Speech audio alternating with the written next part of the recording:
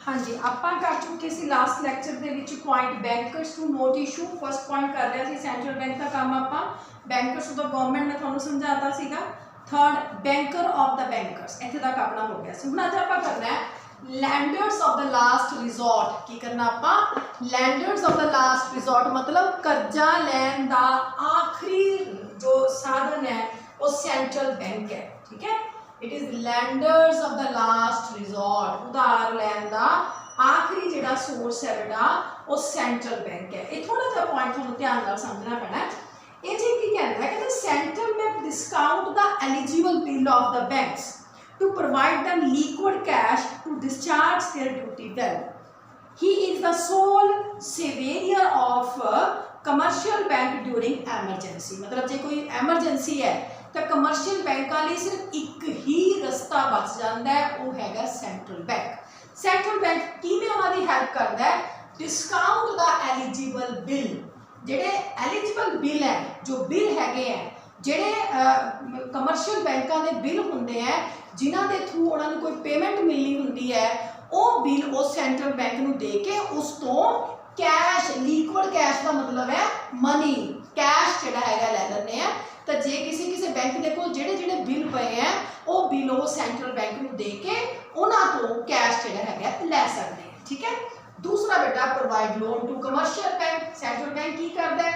Commercial bank को loan provide करता है। अगर तुम इनू अपने PDF में देखोगे ना landers of the last resort, ये जो दो पॉइंट दिते हुए हैं, जो एक मैं पहला पढ़िया है ना central bank discount the eligible bills तो अगे लिख रहे हैं it makes available to type of loans to the commercial bank to save them in crisis, discounting and rediscounting of eligible bill. ये तो आपको ऊपर ही एक्सप्लेन हो गया। डिस्काउंट और रीडिस्काउंट करना एलिजिबल बिलों के उहदे बेस पे ये कमर्शियल बैंकों को कर्जे दिंदा है। तो दूसरा central bank provide loan to the commercial bank. मैं दोनों पॉइंट इत्थे लिखते हैं कि मैं सेंट्रल बैंक कमर्शियल बैंकों की हेल्प करता है। एक तो उन्होंने बिल जोड़े है उन्होंने डिस्काउंट दे के लिक्विड कैश बनता है, एक उन्होंने कमर्शियल बैंकों को लोन ये प्रोवाइड करता है। ठीक है, अगे आ गया जी custodian of countries foreign exchange reserve. आ गया जी custodian of countries foreign exchange reserve. Custody की होंगी है? किसी चीज़ को संभालना। कस्टेडियन कौन हो गया? संभालन वाला। सेंट्रल बैंक की है? फॉरेन एक्सचेंज रिजर्व की कस्टडी अपने को रखता है। फॉरन में जो आप ट्रांजैक्शंस करते हैं तो सानू फॉरन की करंसी चाहिए होंगी है, उसको फॉरेन एक्सचेंज आप कहते हैं। तो फॉरेन एक्सचेंज का जो रिजर्व है वो सेंट्रल बैंक अपने को संभाल के रखता है। ठीक है, ये एक बार स्लोली कस्टेडियन है, मतलब फॉरेन करंसी थोड़ा कितों नहीं होर मिलती, सेंट्रल बैंक चो ही मिलती है। ठीक है, तो ये सोल मतलब कला है जिहदे कोल फॉरेन करंसी मिलती है उन्होंने आप की कह सकते हैं स्लोली कस्टेडियन है। दूसरा बेटा जो आप दूजे देशों नाल ट्रेड करते हैं तो सानू कई तरह की दिक्कत आ जाती है। एक दिक्कत आती है फॉरेन एक्सचेंज रेट की। फॉरेन एक्सचेंज रेट होंदा अपनी करंसी नूं दूसरे देश की करंसी दे नाल एक्सचेंज करना, अपनी करंसी नूं दूसरे देश की करंसी नाल एक्सचेंज करना, उसको आप फॉरेन एक्सचेंज रेट कहते हैं। तो सानू दिक्कत यह होती है कि जो फॉरेन एक्सचेंज रेट है वो साडा बहुत डाउन चला जाता है। जिमें अपना ये देखो देखो 1 रुपया अगर 70 रुपये $1 के बराबर है ना, तो साडी करंसी का रेट तो बहुत ज़्यादा घट आऊगा।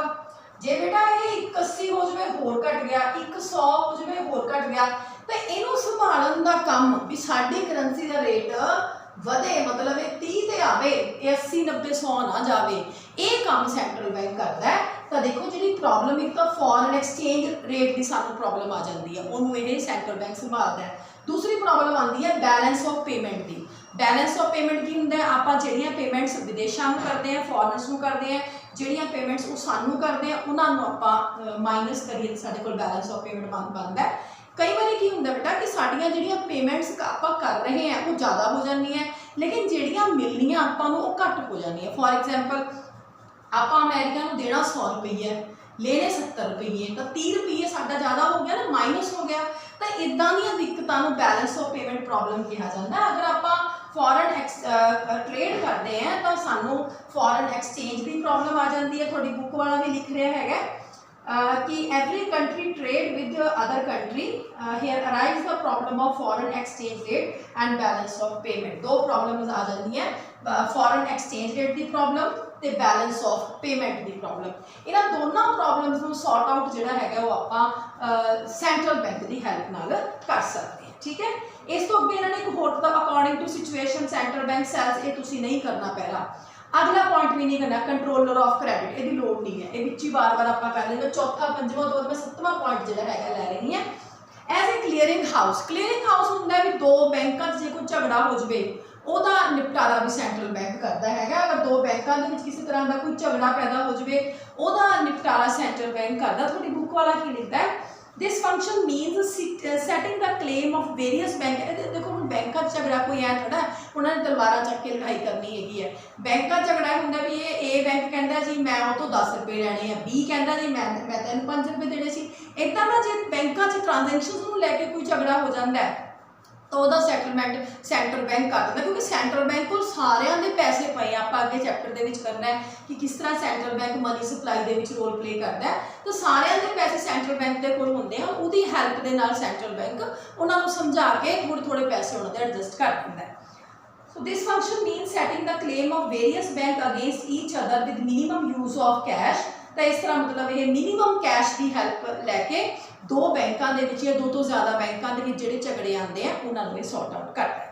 उस तो बाद collection and publication of data. सानू इकोनॉमी के अगर ये पता करना असी विदेश कितना पैसा आया, कितना गया, कितना उधार लत्ता, कितना फॉरन एक्सचेंज रेट है, वो सारा डाटा सेंट्रल बैंक चो मिलता है, होर कितों नहीं मिलता। ये कहता central bank deals with finance, bank rate, bank currency, foreign exchange reserve. Central bank collect authentic data. Central bank तुसीं पिछले साल पढ़े है ना, प्राइमरी डाटा होंगे, सेकेंडरी डाटा होंगे, वो डाटा सेंट्रल बैंक कलैक्ट करता है। सो उन्होंने पब्लिश करता है नैशनल पॉलिसीज़ दे विच। So these are published and estimate are made. So these data are compared with past year data. तो सेंट्रल बैंक की करता है, डाटा को कलैक्ट करता है, फिर उसको पब्लिश करता है। तो जिन्हें किसी ने उस डाटे की हैल्प लैनी है तो वो डाटा लै सकता सेंट्रल बैंक तो सेंट्रल बैंक उसको अपनी वैबसाइट पर पा देता है। उस तो मतलब मिसकलीनियस फंक्शन, मिसकलीनियस मतलब होर मिलते जुलते काम सेंट्रल बैंक किहड़े करता है, जिहड़े अजकल समय के नाल डिवेलपमेंट होने के नाल जिहड़े हैगे हैं ये काम सेंट्रल बैंक के वध गए हैं। सब तो पहला काम बड़ा सौखा है बेटा, एग्रीकल्चर क्रेडिट प्रोवाइड करता है, खेतीबाड़ी में कर्जे प्रोवाइड करता है। इस थोड़ी बुक वाला लिख रहा है कि ये in India is agricultural country, so here central bank formulate policy.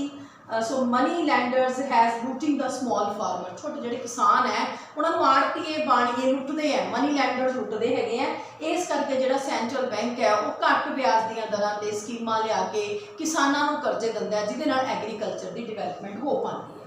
दूसरा है बेटा इंडस्ट्रीयल क्रेडिट, उद्योगां नूं, क्योंकि इंडस्ट्री तो बिना एग्रीकल्चर काम नहीं कर सकती। सारे सैक्टर आपस में इंटरडिपेंडेंट है। एग्रीकल्चर तो बिना इंडस्ट्री नहीं चलती, इंडस्ट्री तो बिना एग्रीकल्चर नहीं चलती, दोनों तो बिना सर्विस सैक्टर नहीं चलता। हुण आपां एग्रीकल्चर में कित्थे डिवेलप कर लांगे जब तक ट्रैक्टर थ्रैशर कंबाइनां नहीं हैगियां। तो इस करके इंडस्ट्रीयल क्रेडिट जिहड़ा हैगा वो अगर उद्योगां नूं किसी तरह के कर्जे की लोड़ है तो वो भी स्पैशलाइज्ड कमर्शियल बैंक बना के सेंट्रल बैंक उन्होंने प्रोवाइड करता है। अगला है रिप्रजेंटेशन ऑफ इंटरनेशनल कॉन्फ्रेंस। बेटा जिवें मैं तुहानूं पहलां दस्सिया सीगा कि IMF एक इंटरनेशनल कॉन्फ्रेंस है।